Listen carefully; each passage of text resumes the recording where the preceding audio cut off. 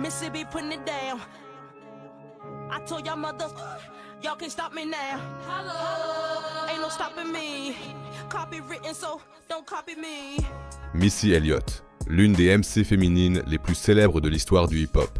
Au début des années 2000, on entendait sa musique partout, mais tout à coup, elle a disparu de la surface de la Terre et très peu de gens en Allemagne savent ce qu'elle est devenue. C'est pourquoi nous nous penchons aujourd'hui sur la triste histoire de Missy Elliott. Melissa Arnett Elliott, alias Missy Elliott, est née le 1er juin 1971 en Virginie. Son père, Ronnie Elliott, un ancien marine, était déjà au chômage quand elle est née et Missy a donc grandi dans la pauvreté. Ils n'avaient ni eau courante ni salle de bain. Leur toilette était juste un seau jusqu'à ce qu'il ait même des souris et des rats dans la maison. Pendant des années, ils ont dû se nourrir de tartines de beurre et comme ils ne pouvaient pas payer leur facture de gaz, ils n'ont pas eu de chauffage dans leur studio pendant des années. En hiver, ils devaient donc dormir dans des sacs de couchage pour ne pas mourir de froid pendant la nuit. Pour oublier la pauvreté, le père de Missy Elliott écoutait de la musique toute la nuit, surtout de la soul et du R&B. Très tôt, la musique est devenue un refuge pour Missy, qui passait ses nuits avec son père devant le tourne-disque jusqu'à connaître toutes les chansons par cœur. Mais c'était le seul bon souvenir que Missy avait de son père. En effet, son père était très violent et battait régulièrement sa mère, Patricia Elliott, parfois même jusqu'à l'envoyer à l'hôpital. C'est pourquoi Missy devait souvent passer la nuit chez des proches, où elle interprétait devant toute la famille les chansons qu'elle avait apprises par cœur à la maison. Dès son plus jeune âge, elle rêvait de devenir une star. Elle écrivait même chaque semaine une lettre à Michael et Janet Jackson, pensant que ça lui permettrait un jour d'être découverte. Mais bien sûr, elle n'a jamais reçu de réponse, et Missy a dû se réveiller de son rêve, car son père n'était pas le seul à être violent. Quand Missy avait 8 ans, elle était régulièrement abusée par son cousin de 16 ans. Comme sa mère avait déjà beaucoup de soucis à la maison, elle n'en a parlé à personne pendant des années. Mais même si Missy a eu une enfance très difficile, elle était toujours parmi les meilleures à l'école et avait de bonnes notes. Dès l'école primaire, elle a écrit ses premières chansons qu'elle interprétait dans la cour de récréation. Ça lui a permis de se faire rapidement connaître à l'école. Mais dès qu'elle avait fini les cours, Missy rentrait directement à la maison. Elle avait peur tous les jours que sa mère soit battue à mort par son père. Et cette peur était tout à fait justifiée. En 1984, alors que Missy n'avait que 13 ans, ses parents se sont disputés si violemment que son père a sorti une arme et l'a pointée sur sa mère.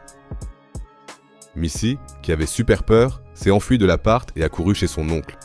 Heureusement, l'oncle de Missy a réussi à maîtriser son père. Mais après ça, la mère de Missy a quitté son père et a déménagé avec Missy à l'autre bout de la ville. À partir de là, elle n'a plus eu aucun contact avec son père pendant presque 20 ans. Missy a ainsi pu se concentrer pleinement sur elle-même, et ça se voyait à l'école. Missy, qui avait toujours été très bonne élève, n'a plus eu que des notes excellentes. Après un test d'intelligence, elle a même été promue dans 2 classes supérieures. Au lycée, elle a commencé à prendre la musique plus au sérieux et a formé en 1987 un groupe de R&B appelé Faizi, avec lequel elle a enregistré ses premières chansons et s'est produite lors de divers événements et fêtes. Lors d'une de ces fêtes, un jeune DJ appelé DJ Timmy Tim, alias Timberland, était au platine. Missy et Timberland ont échangé leurs numéros et se sont retrouvés peu après en studio. Dans le studio, il est tout de suite devenu évident que Timberland et Missy Elliott avaient une alchimie parfaite. Ils se sont donc mis au boulot et ont produit leur première chanson ensemble. En 1990, Missy Elliott a quitté le lycée sans aller à l'université pour se concentrer exclusivement sur la musique. 1 an plus tard, le boys band Jodeci se produisait dans un club en Virginie, où Missy Elliott s'était rendue avec son groupe. Lors de l'after-show, ils ont eu la chance unique de se produire devant Jodeci, et l'un des membres, Devon Swing, a tout de suite vu le potentiel de Faizi. Peu de temps après, il l'a fait venir à New York, où elle a signé un contrat avec Elektra Records. Elle change le nom de Faizi en Sister et bosse pendant des mois avec Timberland sur leur premier album intitulé Sisters Around the World, qui sort en 1994. Elles ont même tourné un clip pour leur premier single, mais Elektra Records n'était pas content du projet et a laissé tomber Missy Elliott et son groupe peu après. Plus tard, il y a eu des tensions entre Missy Elliott et Devon Swing, et Missy Elliott a quitté Devonté et son groupe Faizi. En 1995, elle est retournée en Virginie, où elle a reçu un appel de Timbaland peu après. Timbaland avait l'opportunité de bosser avec Aaliyah et voulait que Missy Elliott participe en tant que compositrice. Aaliyah était déjà une mégastar à l'époque. Missy a donc tout de suite accepté l'offre. Timbaland et Missy formant une équipe bien rodée, ils ont trouvé le son parfait pour Aaliyah et ont écrit 4 chansons de l'album One in a Million d'Aaliyah qui sont toutes devenues des tubes. Grâce au succès d'Aaliyah, Missy et Timbaland sont devenus de plus en plus demandés sur la scène musicale et ont écrit des chansons pour Mary J. Blige et Mariah Carey entre autres, jusqu'à ce que les premiers artistes veuillent aussi Missy Elliott comme rappeuse sur leurs chansons. P. Diddy leur a offert leur première apparition sur la chanson That Thing You Do de Gina Thompson.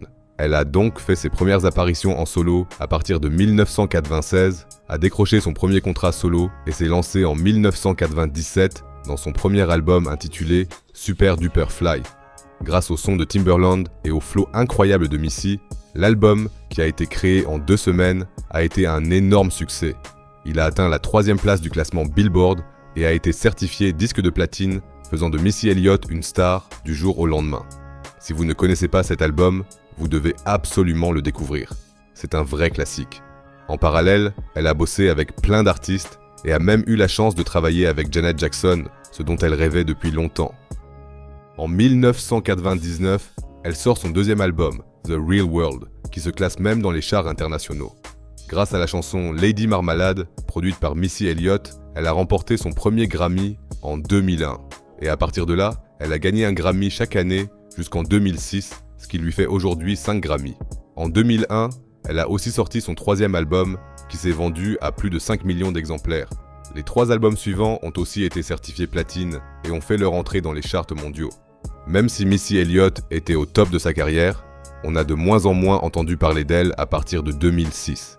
Et ça, c'était pour une raison bien précise. À cause de son succès, Missy Elliott était presque tous les jours en tournée et mangeait mal, jusqu'à ce qu'elle devienne très obèse.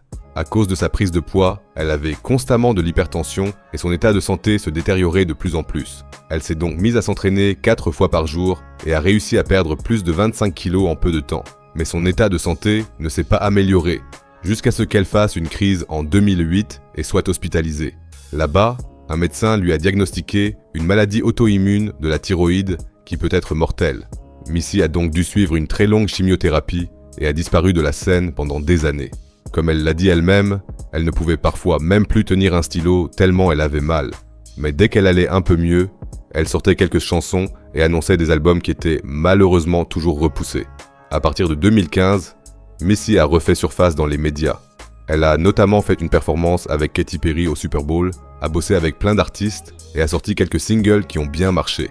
En 2019, elle a sorti un EP et depuis, on la voit de plus en plus. Elle a par exemple été invitée à participer à une chanson intitulée Fly Girl.